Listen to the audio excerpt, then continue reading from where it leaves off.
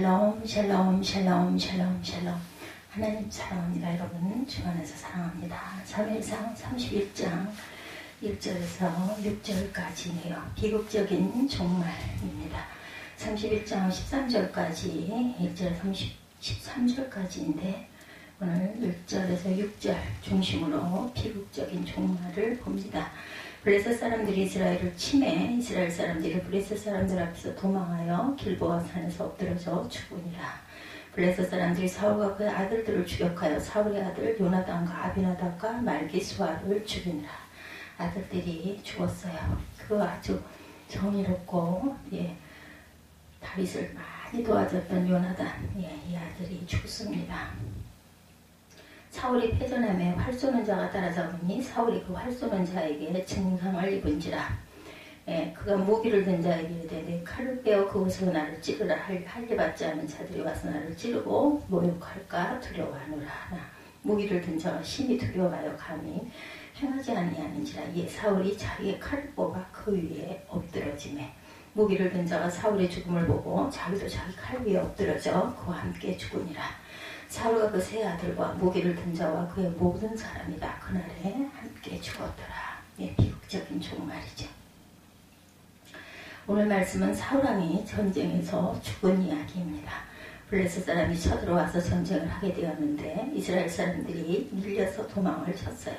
길보아 산까지 도망치다 거기서 수많은 사람들이 엎드러져 죽고 사울왕과 그의 세 아들까지 쫓기다가 그 아들들은 죽임을 당하고 사울왕은 적군에 쏜 화살의 중상을 입고 자기가 병기든 자에게 나를 좀 찔러달라 하는데도 두려워서 그걸 하지 못하니까 자기 칼에 엎드러져서 자살이죠. 그렇게 해서 죽습니다. 그러자 사울은 자기 칼을 취하고 그 위에 엎드러졌다. 다시 말해 자살을 기도한 것이죠. 그러자 그의 병기든 자도 따라서 자기 칼 위에 엎드러져 죽었다.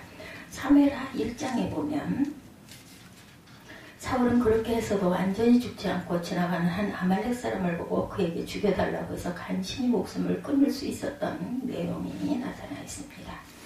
사무엘하 1장 잠깐 볼까요? 사울이 죽은 후에 다윗이 아말렉 사람을 쳐 죽이고 돌아와 다윗이 시글락에서 이틀을 머물더니 사흘째 되는 날에 한 사람이 사울의 진영에 나왔는데 그의 옷은 찢어졌고 머리에는 흙이 있더라. 그가 다윗에게 나와 땅에 엎드려져서 하매 다윗이 그에게 묻되 너는 어디서 왔느냐 하니 대답하되 이스라엘 진영에서 도망하여 왔나이다 하니라. 다윗이 그에게 이르되 이 일이 어떻게 되었느냐 너는 내게 말하라. 그가 대답하되 군사가 전쟁 중에 도망하기도 하였고 우리 가운데 엎드려 죽은 자도 많았고 사울과 그 아들 요나단도 죽었나이다 하는지라. 다윗이 지키 자기에게 알리는 청년에게 묻되 사울과 그의 아들 요나단이 죽을 줄 내가 어떻게 하느냐.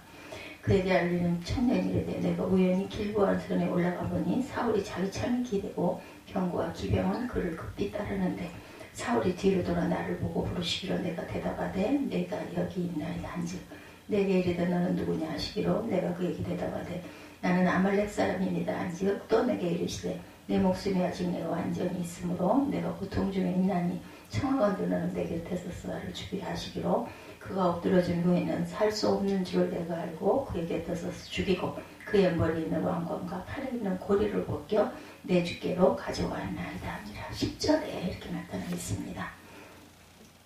사울 죽지 않은 사울을 내가 죽이고 왕관과 그의 팔찌를 이렇게 금고리를 내가 가지고 왔다라는 거죠. 사무엘상 31장 7절에 골짜기 저편에 있는 이스라엘 사람과 요단 건너편에 있는 자들이 이스라엘 사람들의 도망한 것과 사울과 그의 아들들이 죽었음을 보고 성읍들을 버리고 도망하여 블레셋 사람들이 이르러 거기 거하니라. 그 귀한 이스라엘의 땅과 성읍들이 손쉽게 블레셋 사람들의 소유가 이렇게 되고 맙니다.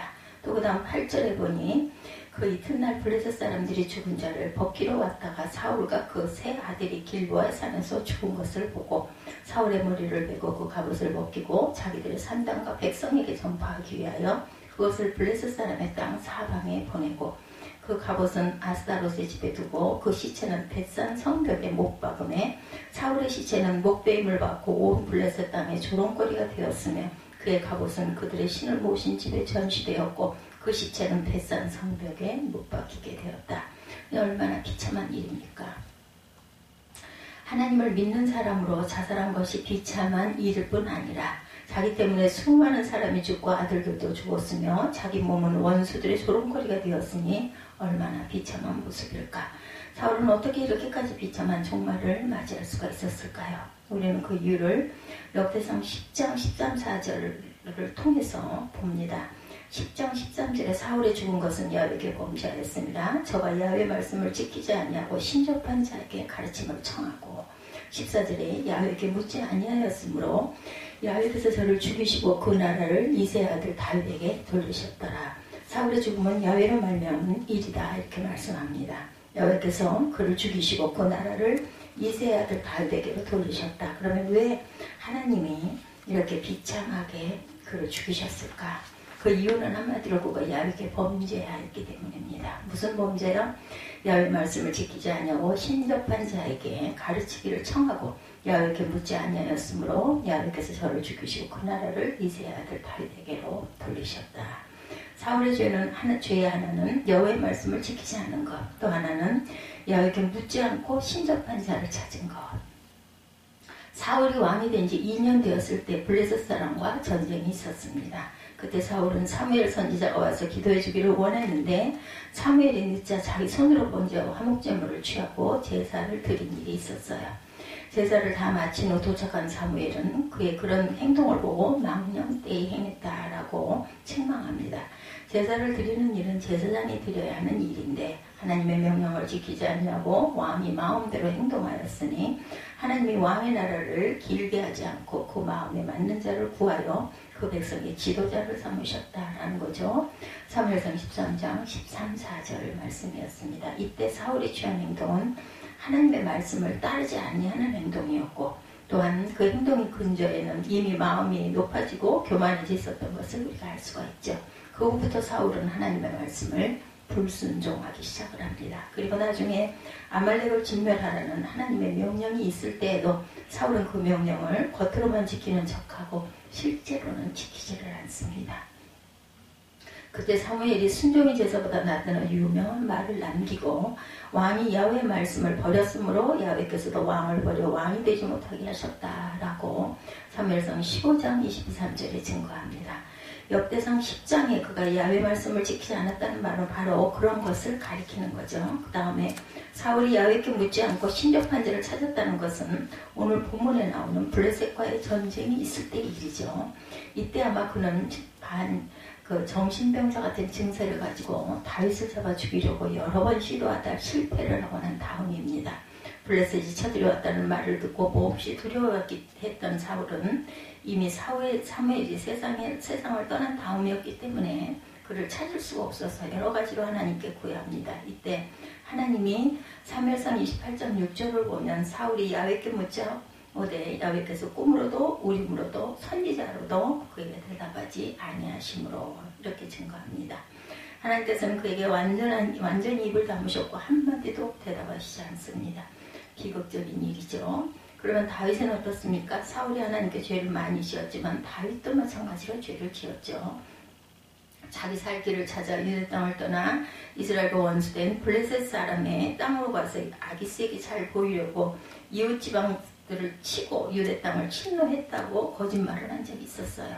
그렇게 해서 1년 4개월 동안 하나님을 떠난 생활을 했는데 그러다 그 일라 땅에 아말렉 사람들에게 침략을 받아 사람들이 다 잡혀가고 성읍은 불탄 일이 있었죠. 예, 그랬을 때 그가 백성들이 자기를 향하여 돌을 들어 치려는 것을 알고 궁급하여 오랫동안 찾지 않았던 하나님을 찾고 그에게 아말렉 쪽을 쫓아가면 미칠 것인가 물어봤어요. 그를 붙잡을 수 있을 것인가. 그때 하나님은 그에게 큰 은혜를 베풀어서 대답해 주셨고 그 대답을 따라 뒤를 쫓아가 결국은 큰 승리를 거두고 잃어버렸던 사람과 재산들을 다 찾은 일이 29장 30장 내용에 나와 있습니다. 그때 하나님은 그에게 큰 은혜를 베풀어 주신 거죠. 그런데 사울의 경우는 달랐다는 거죠. 그도 블레셋의 침략을 받고 심히 두려워서 여러 가지로 하나님의 뜻을 물었는데 하나님이 꿈으로도 우림으로도 선지자로도 전혀 대답을 해주지 않았다. 그것은 그가 너무나 하나님과 멀어졌기 때문입니다. 또 당장의 위기를 모면하라고 하나님을 찾았지만 그의 마음에는 진정한 회개가 없었어요. 형식적이었던 거죠. 하나님은 사울의 이런 마음을 너무나 잘 아시고 대답을 하시지 않은 거죠. 그러면 사울은 어떻게 했어야 할까? 자기가 무엇을 어떻게 잘못해서 그렇게 되었는지 자기 자신을 돌아보고 예수님의 에베소 교회에 주신 말씀처럼 어디서 떨어진 것을 생각하고 회개하여 처음 행위를 가졌어야 합니다. 그러나 그는 어떻게 했습니까? 28장 7절에 보면 사울이 야훼께 묻자오되 야훼께서 꿈으로도 오림으로도 선지자라도 그에게 대답하지 아니하시므로 사울이 그 신하들에게 이르되 나를 위하여 신접한 여인을 찾으라. 내가 그리로 가서 그에게 물으리라. 그 신하들이 그에게 이르되 벗어서 엔돌에 신접한 여인이 있나이다. 그가 신접한 여인을 찾게 되죠. 그것은 하나님을 믿는 사람으로 도저히 할 수 없는 일입니다. 어떻게 하나님을 믿는 사람이 무당을 찾아갈 수가 있냐는 거죠. 아무리 하나님이 대답이 없어도 그러면 그렇지 왜 하나님이 나에게 대답 안 하시는 그 이유를 우리는 생각해 보아야 했다는 겁니다. 하나님께 회개하고 진심으로 하나님께 기도해야지. 한 번, 두 번 기도했는데 하나님의 응답이 없다고 해서 금방 무당을 찾아간다는 것은 근본적으로 그에게 믿음이 없다는 증거죠. 바로 이것 때문에 그렇게 비참한 마지막을 보내게 되었다는 것입니다. 여기 역대상 10장의 말씀이 그것을 가르치는 말씀입니다. 13절에 사울이 죽은 것은 야훼께 범죄하였음이라 저가 야훼 말씀을 지키지 아니하고 신접한 자에게 가르치기를 청하고 14절에 야훼께 묻지 아니하였으므로 야훼께서 저를 죽이시고 그 나라를 이새의 아들 다윗에게 돌리셨다. 역대상 10장 13, 4절 증거입니다. 그래서 우리는 이 사건을 통해 교훈을 얻습니다. 사울은 이스라엘의 첫 번째 왕이죠. 그가 처음 왕이 될 때는 이런 인물이 아니었죠. 명문가정의 아들이고 또한 사무엘상 9장 1절에 보면 그는 베냐민 지파의 기스라 이름하는 유력한 사람의 아들이었고 또 2절에 보면 그는 준수한 사람이었다라고 증거합니다. 이스라엘이 그보다 더 준수한 자가 없고 키는 모든 백성보다 어깨 위 부분이 하나가 더 있을 정도로 2m 70 정도 되는 키였다. 또 사무엘에 의해서 기름 부음을 받은 사람입니다. 그가 기름 부음을 받았을 때 하나님의 신의 감동이 있었고 예언까지 했어요. 그렇죠? 사무엘상 10장 10절에 보면 11장 15절에도 보면 그가 왕이 되었을 때 모든 이스라엘 백성들이 크게 기뻐한다고 했습니다. 그런 그가 이렇게 비참한 최후를 맞이했다는 것은 우리에게 큰 교훈을 줍니다. 첫째로 우리는 하나님의 택하시고 기름 부었다 해서 다 되었다고 생각해서는 절대로 안 되겠다. 사울이 하나님의 택함을 받고 이스라엘의 첫 번째 왕이 된 것처럼 우리도 하나님의 택함을 받고 하나님의 자녀가 되었어요. 그러나 그것으로 다 되었다. 이런 자만을 해서는 안 된다. 빌립보서 2장 12절이죠. 그러므로 나의 사랑하는 자들아 너희가 나 있을 때뿐 아니라 더욱 지금 나 없을 때에도 항상 복종하여 두렵고 떨림으로 너희 구원을 이루라. 이렇게 말씀합니다. 우리는 비록 우리가 구원을 받고 하나님께서 우리의 안전에 대해서 보장해 주시는 것을 알지만 그럴수록 두렵고 떨림으로 우리 구원을 이루어가는 자세로 근신하며 살아야 합니다. 왜냐하면 사울처럼 처음에 잘 나가던 사람들이 타락하고 쓰러지는 경우가 종종 있기 때문이다. 두 번째, 하나님이 제일 미워하시는 것은 교만인 것을 알아야 합니다. 사울이 버림을 받은 근본적인 원인이 바로 교만이죠. 그가 왕이 되기 전에는 아주 겸손한 사람이었습니다. 사무엘이 처음 그를 찾아 왕을 사울이 하니까 말하기를 나는 이스라엘 지파의 가장 작은 지파 베냐민 사람이 아니오며 나의 가족은 베냐민 지파 모든 가족 중에 가장 미약하지 아니하나이까. 당신이 어찌하여 내게 이같이 말씀하시나이까. 사무엘상 9장 21절이죠. 또 왕이 될 때까지 끝까지 사양하며 행구 사이에 숨어있기까지 했다. 10장 22절에 증거합니다. 왕이 된 후에 자기를 무시한 사람들에게 잠잠하며 온유함을 나타내 보였습니다. 사무엘상 10장 27절이죠. 그래서 하나님께로부터 은혜를 받습니다. 그리고 전쟁에 나가서도 늘 승리합니다. 또 국내적으로도 정치를 잘해서 백성들의 존경을 받죠. 그러던 그였는데 왕이 되고 얼마 있으니까 사람이 변하기 시작을 합니다. 먼저 자기보다 더 나은 사람을 봐주지 못합니다. 대표적인 피해자가 바로 다윗이죠. 그야말로 자기의 충신이고 자기의 큰 도움을 주는 사람이고 항상 수금을 켜서 그의 정신을 안정시켜주고 평안을 끼쳐주었던 그러한 사람이 그가 전쟁에 나가 승리하고 돌아올 때 사울이 죽인 자는 천천히요 다윗이 죽인 자는 만만이로다 라고 노래를 부르니까 그때부터 다윗을 시기하고 그를 기회가 있으면 죽이려고까지 했던 거죠. 그러다 마침내는 제사장의 권리까지 무시하게 됩니다. 사무엘상 13장 9절이죠. 자신이 직접 제사를 드리는 그러한 그 잘못을 범합니다. 또 자기를 위하여 기념비를 세우기까지 합니다. 3회상 15장 12절에 증거합니다.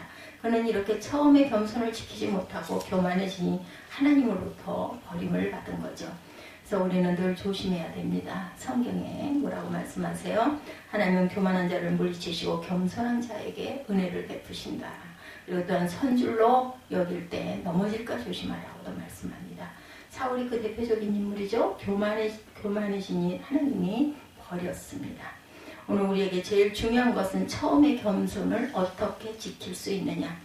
우리가 교회 생활을 하면서 또 사회생활을 하는 사람들을 보면 제일 어려운 것이 처음의 겸손, 처음의 마음을 지키는 것입니다. 마음밭을 잘 지켜야 되겠죠.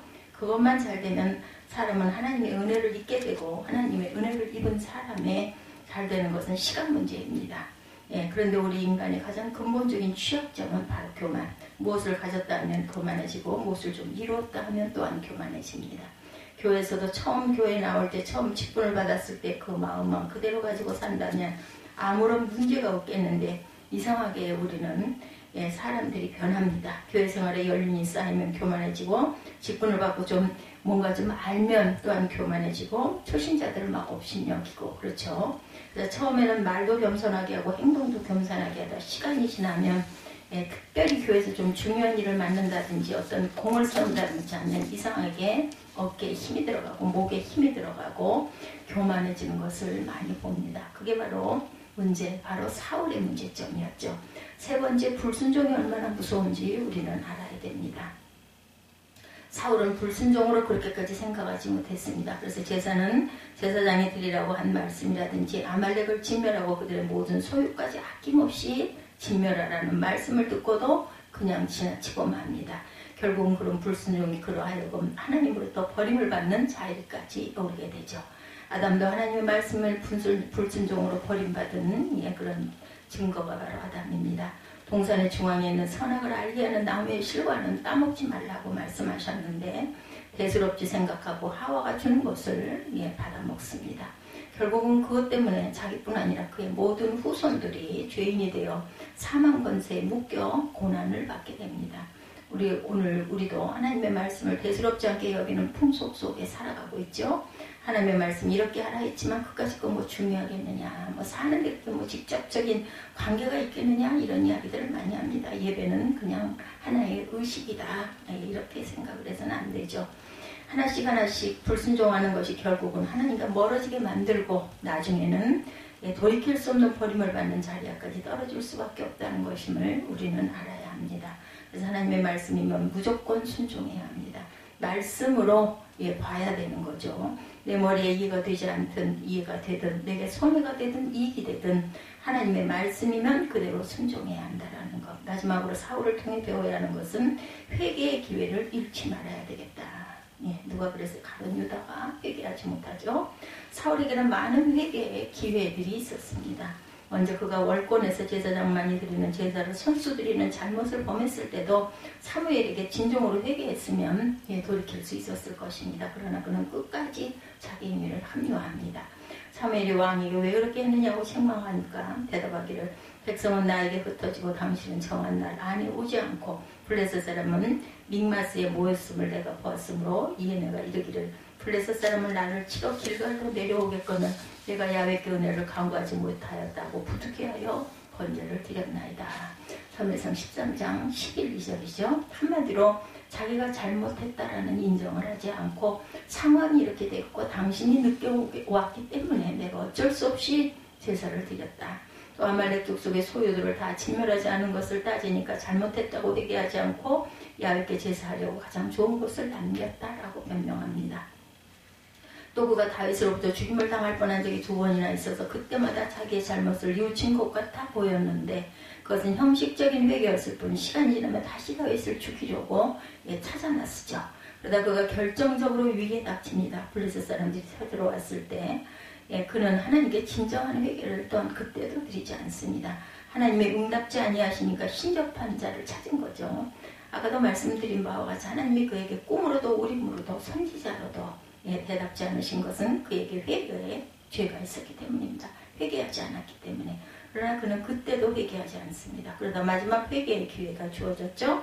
전쟁에서 화살에 맞아 중상을 당했을 때. 그때는 그의 마지막 기회였습니다. 하나님은 그로 하여금 전장에서 즉사하도록 하실 수도 있었어요. 그러나 부상을 당하게 하시면 그로 하여금 회개할 기회를 주신 거죠. 그러나 그는 그때도 회개하지 않습니다. 오히려 그 고통의 때를 속히 벗어나려고 자살을 기도했습니다. 그래서 자기 병기든 자로 하여금 자기를 죽이라고 하죠. 하나님은 그의 병기든 자로 하여금 그렇게 하지 않도록 해서 시간을 연장시켜 주셨는데도 회개하지 않고 이번에는 자기가 직접 자기 목숨을 끊죠. 자살이죠. 그러나 그것도 실패하고 숨이 완전히 넘어가지 않았습니다. 그러자 또다시 다른 병기든 자에게 자기를 죽여달라고 말을 하죠. 이 사울은 아예 회개를 거부한 사람이다. 하나님은 그에게 여러 번 기회를 주셨지만 그는 기회를 전혀 살리지를 못합니다. 어찌 하나님의 은혜를 입을 수 있겠습니까? 결국은 비참하게 종말을 구할 수밖에 없었죠. 하나님은 자비로우신 분이고 긍휼이 풍성하신 분입니다. 그래서 죄인이 멸망받는 것을 원치 아니하시고 언제나 회개할 기회를 주시는 분이고 예수님과 함께 십자가에 못 박힌 강도들을 봐도 그렇죠. 그의 마지막 십자가 못 박힌 상태에서 회개할 기회가 주어지죠. 그래서 예수께서 주 예수여 당신의 나라에 임하실 때 나를 기억하옵소서라고 했고 그때 예수님은 오늘 내가 나와 함께 낙원에 있으리라고 구원을 약속해 주시죠. 그러나 그런 마지막 순간에도 다른 한 강도는 예수님을 욕하고 회개하지 않습니다. 결국 그는 비참한 마지막을 맞이할 수밖에 없죠. 그래서 선택은 우리에게 주어진 어떻게 보면 권리고 어떻게 보면 책임이라는 것. 그래서 멸망받는 것은 자신의 책임입니다. 특별히 구원받은 하나님의 백성들이 멸망받는 것은 전적으로 하나님의 책임이라는 것. 하나님은 반드시 회개의 기회를 주신다라는 것. 이 한 가지를 절대 잊지 마십시다. 우리는 어떤 상황에서 회개할 기회가 있고 회개하는 한 용서를 받고 구원을 얻을 수 있다라는 것. 혹 여러분이 최악의 상태에 빠진다 해도 마지막 회개의 기회만큼은 잃지 마시기 바랍니다. 사람의 최악의 상태가 어느 때일까? 그것이 자살을 기도하려는 때라고 생각됩니다. 사울의 경우를 볼 때 그렇게 자살을 기도하려고 했던 그때도 하나님께서는 살려두셨죠. 자살한 자기의 모든 가능성을 모든 기회를 스스로 포기하고 버리는 것입니다. 그렇기 때문에 자살은 가장 어리석은 짓이고 가장 죄악입니다. 왜냐하면 하나님의 기회를 스스로 저버리는 행동이고 하나님의 주신 생명을 스스로 끊어 포기하는 것이죠. 자살할 수 있는 그런 용기가 있다면 그렇게 쓰러지지 말고 한 번 더 기회를 달라고 하나님께 회개의 기도를 하고 그리고 죽을 힘을 다해서 하나님을 의지하여 보라고 우리는 권면해야 되겠죠. 사울의 마지막은 너무도 비참했습니다. 우리는 그런 비참한 마지막을 절대로 보내지 않으시기를 주님의 이름으로 축원합니다. 그렇게 해서는 우리는 늘 조심하며 살고 교만하지 않도록 조심하고 불순종하지 않도록 우리가 항상 마음밭을 닦아야 되겠죠. 무엇보다 회개할 기회를 잃지 마시기 바랍니다. 자살만큼 어리석고 무책임한 행동이 없는 것을 기억하십시오. 자살할 만한 용기라도 있으면 하나님께 회개하고 용서받고 새 출발하는 것이 정답이죠. 이것이 사울의 비참한 최후를 통해 우리에게 가르쳐 주신 교훈임을 알고 하나님 앞에 겸손하고 충성된 삶을 살아가는 저와 여러분이 되시기를 주님의 이름으로 축복합니다. 기도하시겠습니다.